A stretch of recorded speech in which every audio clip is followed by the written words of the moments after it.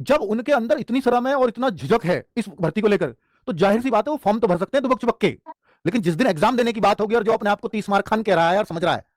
तो एग्जाम देने बहुत कम जाएंगे ऐसे लोग। और जाएंगे तो आइडेंटिफाई कर ली जाएंगे, उनकी खूब खिल्लियां वैसे उड़ेंगे, तो उन्हें अपनी इज्जत का बड़ा ख्याल होता है।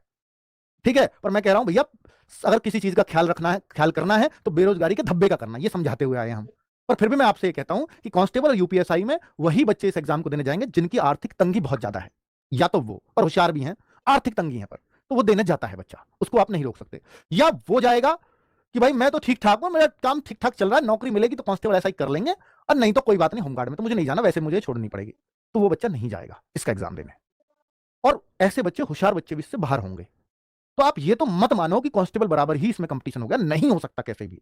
कांस्टेबल के कमजोर बच्चे ही इसमें बैठेंगे, और भाई कमजोर बैठे मजबूत बैठे, जीएस तो आप भी रख सकते हो और उनकी भी रखने की क्षमताएं हैं, तो आप भी उनसे कम मत मानो अपने आप को, पहले तो इस बात को दिमाग से निकाल दो। जीएस में कोई किसी से कम हो ही नहीं सकता, अगर वो कम है तो वो अपनी गलती की वजह से कम है कि उसने रटा ही नहीं, क्योंकि रट तो कोई भी सकता है। और जो रटने वाले नहीं है वो कहेंगे नहीं मेरे मैथ रीजनिंग अच्छे हैं, मुझ पर रटने में, भाई रटने में वही कमजोर है जिनके मैथ रीजनिंग अच्छे हैं, और जब उनके मैथ रीजनिंग अच्छे हैं तो वो कांस्टेबल ऐसा ही देगा, होमगार्ड की तरफ नहीं भगेगा, इस बात को ध्यान रखना। ठीक है, तो किन बच्चों को इस पर ज्यादा फोकस करना चाहिए? तो जो बच्चे ये सोचते हैं कि मैं बहुत वीक हूं कंपटीशन में, शायद मेरा मैथ्स इतना वीक है, क्योंकि रीजनिंग तो किसी की वीक होती नहीं, शायद मेरा मैथ्स इतना वीक है मैं उसको कभी स्ट्रॉन्ग करने की सोच भी नहीं सकता, उनके लिए एग्जाम बहुत ही वरदान साबित करने वाला है। आप कहो सर मेरा तो सपना था कि मैं कांस्टेबल या ऐसा ही बनूं, ये तो मैं खामा खा की होमगार्ड का, जब मैं कुछ कर ही नहीं पा रहा, चलो होमगार्ड तो दे ही देता हूं। तो आपको एक फायदा बताता हूं कि ठीक है,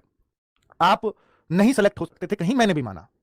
और आज का कंपटीशन ऐसा है कि वो बहुत हार्ड है और आप आज हो नहीं पाओगे। कुछ बच्चे ऐसे होंगे कि अगर मैं 4-5 साल में थोड़ी मेहनत कर लेता तो आसानी से कांस्टेबल निकाल लेता, लेकिन अब नहीं कर पाया तो मुझे पछताने के अलावा कुछ और नहीं है। उनके लिए भी इंपॉर्टेंट है, कैसे कि अगर आप होमगार्ड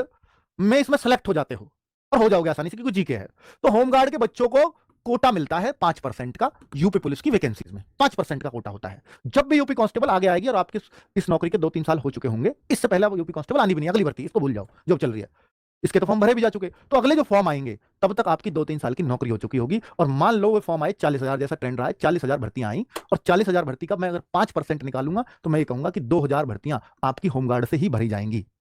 और 2,000 बच्चे सिर्फ वो होंगे जो होमगार्ड वाले होंगे। ये कट ऑफ बहुत डाउन जाती है, इन पे सिर्फ आपका हक होगा, तो फिर कांस्टेबल बनना बहुत आसान हो जाएगा। और बाकी 2-3 साल ये आपके इसलिए कट जाएंगे कि भैया आपको मानदेय तो मिल ही रहा है।